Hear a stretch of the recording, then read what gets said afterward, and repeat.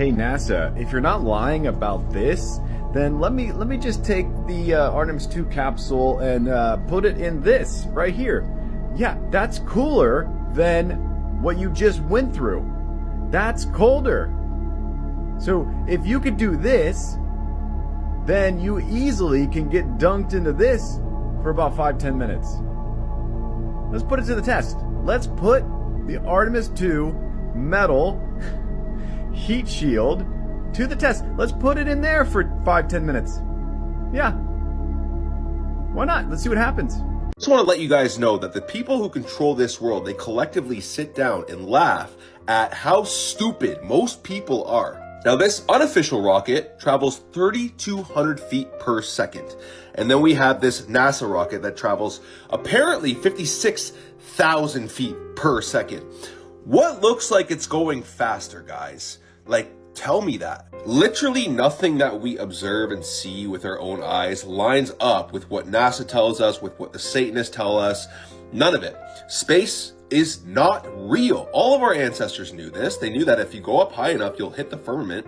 That's why any unofficial launch to space that wasn't by NASA went straight up and hit the firmament. You can't go past the firmament. You can't go to space. There is no space. And the deception is just so blatantly obvious. Oh, hell. So did Elon Musk actually hit the firmament? Y'all check this out. So there they go. There they go. And the guy in this video was talking about how when man-made things explode or anything like that, it's black smoke, right? Check this out. Let's course correcting and... Uh-oh. Have you ever seen anything explode that does that? What did it hit up there, y'all? I don't know. Leave in the comments. What do you think? What did it hit? NASA shuts off instrument on Voyager 1 to keep spacecraft operating. That thing is 15 billion miles away. Or at least that's what they say. They're just gonna press a button that's just gonna throw it into low power mode real quick. They said this thing was launched in 1977. It's 50 years old. And now because they need a believable excuse for how something 50 years old is still just chugging along. Like, oh, we're just gonna put it in low power mode so it can keep going and keep feeding you guys information. And pictures that aren't real so we can see just how many of you we can fool. Their plan is to conserve energy by shutting off heaters and instruments while making sure the spacecraft doesn't get too cold that their fuel lines will freeze. In a place where it's negative 455 degrees. And this is an official photo from NASA of Voyager 1. How the hell do you get a close-up picture of something 15 billion miles away? And not just once, several pictures in different locations. They can zoom into this thing 15 billion miles away, but for some reason they're not able to zoom into the supposed flag that's on the moon. If you can get this picture, there is zero reason why you wouldn't be able to get a picture of the flag. And all the sheep are like, oh, well, that's not how telescopes work. Like, the moon is really big and the flag is small, so it's impossible to zoom in that close to it and find it. Okay, so then explain this. Let's go, guys. They're going to restock the ISS. Here you go. Check this out right up here. So they're going to send a restock craft to the ISS to fill it full of all the goodies and snacks and Nutella that they absolutely love. So NASA, just do us all a favor and just prove once and for all by strapping a camera to it. Let us see live, non-doctored footage. Just put a camera on it. Let's see it go towards the ISS. Let's see the Earth spinning. Let's see all of that stuff. No CGI, no green screen, no editing. Put a live camera on that craft. You do that and we all just sit back and go, it's actually all real. If this does not solidify the fact that we have never been to the moon, I don't know what else does. Because it's been 60 years. Right. We have cars that drive themselves. We almost have, or we do have quantum computing. But we landed on the moon, played 9 rounds of putt-putt, stuck a flag, grabbed some moon rocks, took a couple flicks, and then launched back off that back when there wasn't even a cell phone. And now we have fully autonomous cars, AI that knows everything. We've robots. We've robots. We have everything. We have essentially everything your mind can imagine. And it's been 60-something years, and we are not landing on it. Ask yourself why. I'm telling you right now, we've never been on the moon. We've never been on the moon. And for anyone that thinks we have, God bless you. I call it naive. You can call it what you want. It's crazy how people need no proof to believe a lie, but they need countless proof to accept the truth. And that's exactly how the system likes it. They build the lie big, shiny, comfortable, a story you can swallow without chewing. But the truth? Oh, the truth comes with sharp edges. It cuts through the script they spent centuries writing. People don't reject truth because it's wrong. They reject it because it threatens the world they feel safe in. And the ones in charge know this. That's why every real truth gets buried under noise. Fact checks, experts, panels, distractions, all of it designed to make you question yourself before you ever question them. They don't hide truth behind locked doors. They hide it behind your own doubt. But here's the thing they fear the most. Once you see the pattern, you stop asking for permission to believe what you already feel in your bones. You stop needing their proof. You start trusting your own mind. Because a lie only survives when people defend it blindly.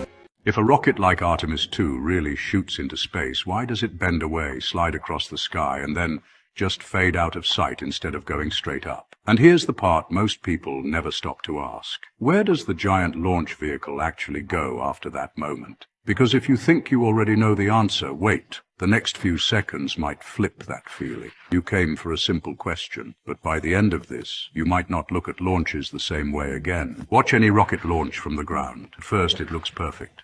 Loud engines. Fire blasting down. The rocket climbs straight up like you'd expect. Then something changes. It starts to tilt, slowly at first, then more and more. Instead of going straight up into the sky, it curves sideways, almost like it's trying to go somewhere else entirely. And then it disappears, not straight above you, not into deep black space, just gone off to the side. Now pause right there. If the goal is space above, why not just go straight up? Why the curve?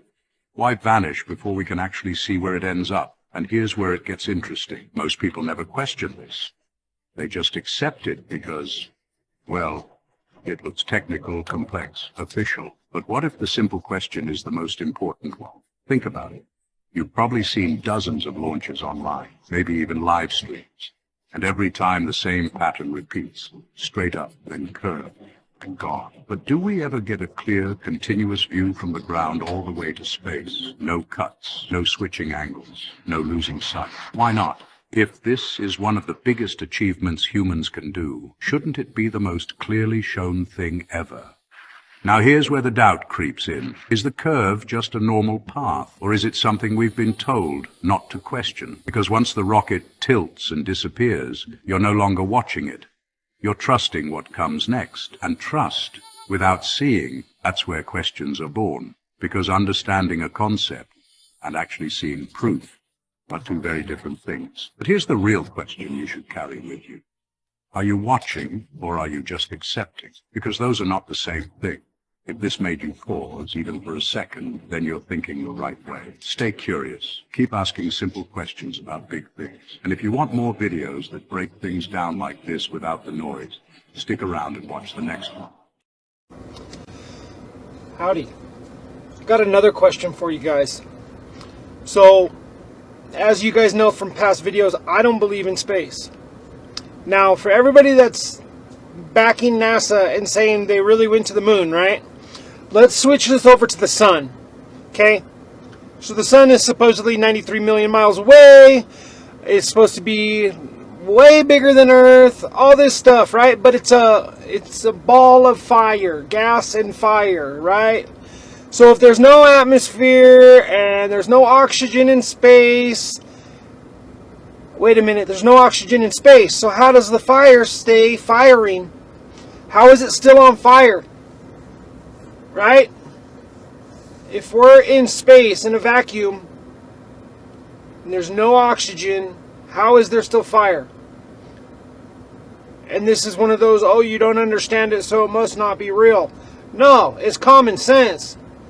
If I take a fire and I cover it with a bowl or something and cut the oxygen off, it turns off. So why doesn't our sun turn off?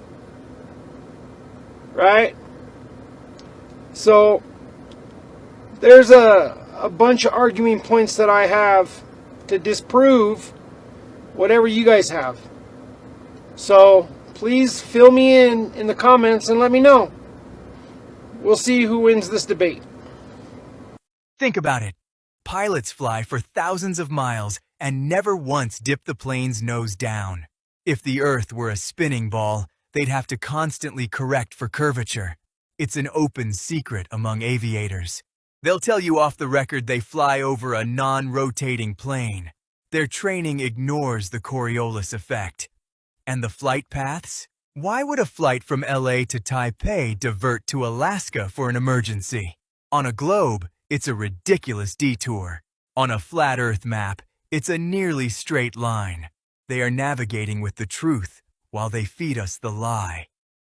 G'day guys, Bradley Suter here, reporting live and direct from my bedroom. Now it's come to my attention that some of you guys think that you're a master physicists and you believe in the globe theory and all that stuff. I just wanted to tell you you are 100% wrong, that the Earth is not a globe. And this machine right here, this machine is what proves my point. So, a railgun can hit its target at 105 nautical miles away. Japan's tested it and it works. Now, that in itself is proof to say that the Earth is not a globe and that it is flat, right?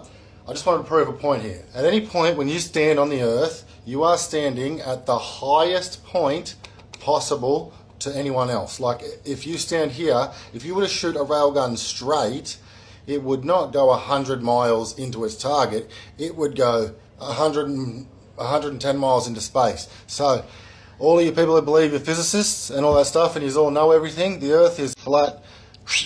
It is not a, it doesn't look like, and in years and up is. Have a good day. I got a lot of people in my comment section on my Flat Earth video saying the Bible doesn't describe it like that. Revelation 7:1 and Isaiah 11:12 talk about the four corners of the earth. Job 38:13 talks about taking hold of the ends of the earth and shaking the wicked off of it. Daniel 4:10-11 talks about a tree in the middle of the earth that is visible to all the earth. 1 Samuel 2:8 and Psalm 75:3 talk about pillars he set up firmly and set the world on. 1 Chronicles 16:13 says the world is firmly established and shall not be moved. Psalm 104:5 says the foundations of the earth shall not be moved forever. In Joshua 10:12-13, Joshua asked the sun and moon to stand still, so the sun stood still and the moon stopped.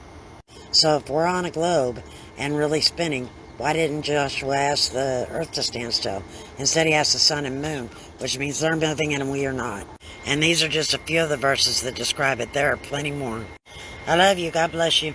Respectfully, how did you even miss this? In Genesis 1:6, it was God's second day making earth, alright? And God said, let there be a firmament in the midst of the waters, and let it divide the waters from the waters. And God made the firmament which divided the waters which were under the firmament from the waters which were above the firmament. Space is not real, guys. Is the earth a globe that is spinning on its axis while the moon orbits around it, both of which are orbiting around the sun, and all of which are traveling through space at almost 500,000 miles per hour? Or is the earth a stationary, flat level plane that is covered with a dome firmament? We're going to talk about flat earth today, and I'm actually going to go about this video a little differently because I know how sensitive of a topic this is. So we're going to first look at what we were all taught, what NASA says about the earth, about the sun and the moon, about the orbits, about the speed, the lighting of the sun and the moon, and everything, the basics of what we were taught. And then we're going to look at what the Bible says, and we're going to compare and contrast. I am going to provide my opinion based upon what the Bible says, but at the end of this video, I want you to draw your own conclusions. This is a topic that you have to seek out on your own. You have to study it, you have to research it, and you have to want to know the truth. Nobody can tell you flat out, this is how it is. You have to seek that information on your own. I also want to remind everybody of something before I jump into this. We have been lied to, y'all. That is a fact. One example is our history. We were never taught our true history. We were never taught about the giants. We were never taught about the Nephilim. We were never taught that the half human, half animal gods actually ruled and physically walked this earth. We were taught that they were just mythology. We were taught they were just folklore. Why?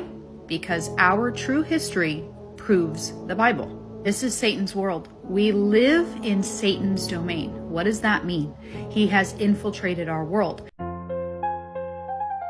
Yeah. It's dedicated to the truth seekers. The ones living below the firmament knowing the deal. It's all good, baby, baby. Check. Yeah. It was all a dream, I used to read NASA tales. Apollo and Artemis, Hollywood veils.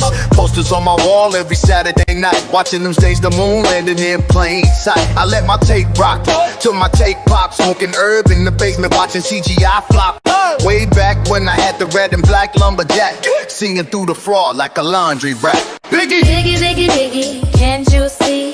This Artemis mission trickery. They cast in a spell from a hollow chrome. All the masses just follow the tone. Yeah, NASA's a cartel, Artemis is a hype. Selling CGI dreams at $1 trillion price. No boots on the soil, just fighters in the room. Another Hollywood reboot, a high budget tune. They're guarding the dome while they pickpocket the core.